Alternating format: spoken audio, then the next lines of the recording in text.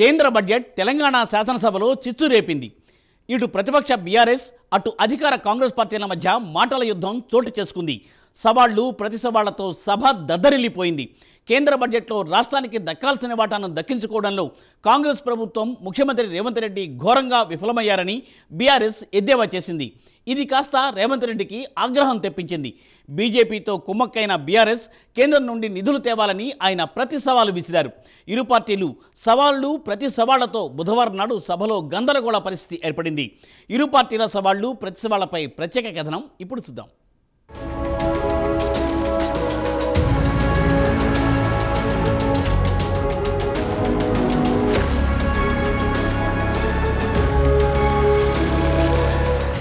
కేంద్రంలోని మోదీ ప్రభుత్వం మంగళవారం నాడు పార్లమెంటు బడ్జెట్ సమర్పించింది. అయితే దేశంలోని కేవలం 2 రాష్ట్రాల్లో, ఒకటి ఆంధ్రప్రదేశ్, రెండోది బీహార్కు తప్పించి మిగిలిన ఏ రాష్ట్రానికి కేటాయింపులు లేవు. దీనిపై ప్రతిపక్ష పాలిత రాష్ట్రాలు మోదీ ప్రభుత్వాన్ని నిలదీస్తున్నాయి. అవన్నీ పక్కన పెడితే తెలంగాణలో కేంద్ర బడ్జెట్ ఇటు అధికార ప్రతిపక్షాల మధ్య చిచ్చు పెట్టింది. ముఖ్యమంత్రి రేవంత్ రెడ్డి కేంద్ర బడ్జెట్లో రాష్ట్రానికి నిధులు సమకూర్చి పెట్టడంలో ఘోరంగా విఫలమయ్యారని మండిపడింది. ఇప్పటికీ ఢిల్లీకి పలుమార్లు చక్కర్లు కొట్టి ప్రధానమంత్రిని బడేబయ్యా అంటూ పొగిడిన మోదీ మాత్రం రేవంత్ను పట్టించుకోలేదని బీఆర్ఎస్ నాయకుడు కేటీఆర్ ఎద్దేవా చేయడం కాంగ్రెస్ పార్టీతో పాటు రేవంత్ రెడ్డికి ఆగ్రహం తెప్పించింది. బీఆర్ఎస్పై ఎదురుదాడికి దిగింది.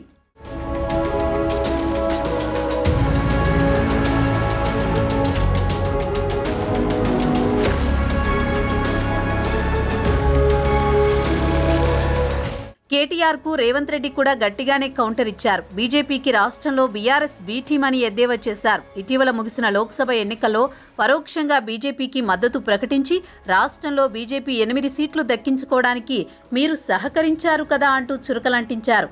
మీరే మోదీతో మాట్లాడి రాష్ట్రానికి న్యాయంగా దక్కాల్సిన వాటాను తెప్పించండని రేవంత్ బీఆర్ఎస్ నాయకులపై ఎదురుదాడి దిగారు.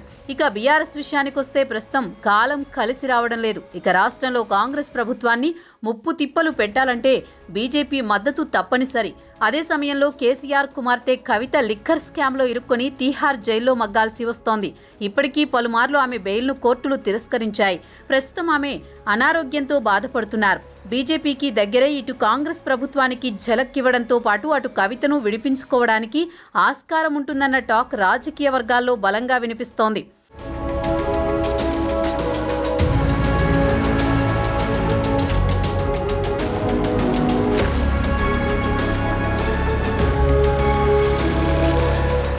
కేంద్ర బడ్జెట్లో తెలంగాణకు అన్యాయం జరిగినందున ముఖ్యమంత్రి రేవంత్ రెడ్డితో సహా మంత్రులంతా ఢిల్లీలోని జంతర్ మంతర్ వద్ద ఆమరణ నిరాహార దీక్ష చేయాలని, తాము కూడా దీక్షకు సంపూర్ణ మద్దతు ప్రకటిస్తామని కేటీఆర్ చెప్పారు. తెలంగాణకు నిధులొచ్చేంత వరకు ఆమరణ నిరాహార దీక్ష చేయాలన్నారు. కేటీఆర్ దానికి తమ పార్టీ పూర్తి సహాయ సహకారాలు అందిస్తామని హామీ ఇచ్చారు. బీజేపీతో తాము ఎలాంటి చీకటి ఒప్పందం చేసుకోలేదని చెప్పుకొచ్చారు. మాకు చీకటి స్నేహాలు తెలియవు. రేవంత్ రెడ్డి ఢిల్లీలో బీజేపీ ఎంపీలతో పని చేయించుకుంటున్నారు. ఆయనే బీజేపీతో స్నేహం చేస్తున్నారు. మేం బీజేపీలో విలీనం కాము. రేవంత్ రెడ్డిలాగా పరాన్నజీవులం కాదు. అధికారం కోసం పార్టీలు మారడం, మోదీ పేరు చెప్పడానికే రేవంత్ ఎందుకు భయపడుతున్నారని రేవంత్ను కేటీఆర్ నిలదీశారు.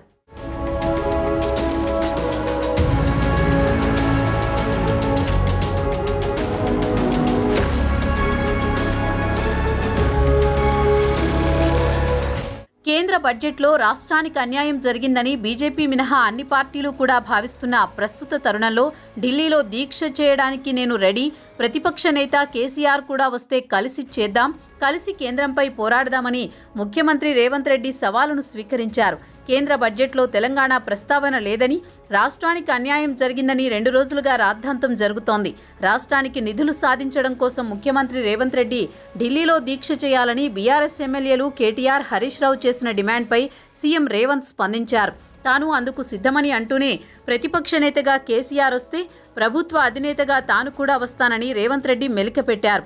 రాష్ట్రానికి నిధులు సాధించడానికి కేసీఆర్ ముందుకు రావాలని కోరారు. చావు నోట్లో తలపెట్టి తెలంగాణ తెచ్చామని మేమెన్నడూ చెప్పుకోలేదంటూ కేటీఆర్ను ఎద్దేవా చేశారు రేవంత్. నిజానికి బడ్జెట్లో రాష్ట్రానికి అన్యాయం జరిగిందనే అభిప్రాయం అన్ని పార్టీల్లో ఉంది.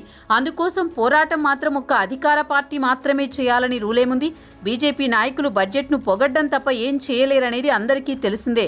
గులాబీ నాయకులు కేవలం నిందలతో సరిపెట్టకుండా తామే దీక్షలకు పూనుకోవచ్చు కదా అనే టాక్ తెలంగాణ ప్రజల్లో వినిపిస్తోంది.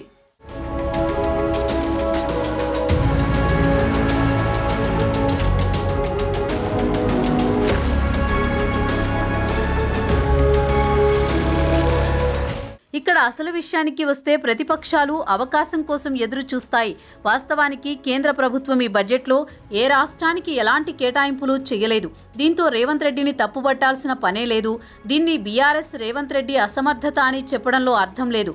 ఒకవేళ ప్రస్తుతం బీఆర్ఎస్ పార్టీ అధికారంలో ఉన్నా ఇదే పరిస్థితి కొనసాగేది కదా అని రాజకీయ విశ్లేషకులు ప్రశ్నిస్తున్నారు. రేవంత్ రెడ్డిని ఇరికించాలని చూసిన బీఆర్ఎస్ నాయకుల ప్లాన్ మాత్రం బెడిసి కొట్టింది. బీఆర్ఎస్ పై రేవంత్ స్కోర్ సాధించారని టాక్ సర్వత్రా వినిపిస్తోంది.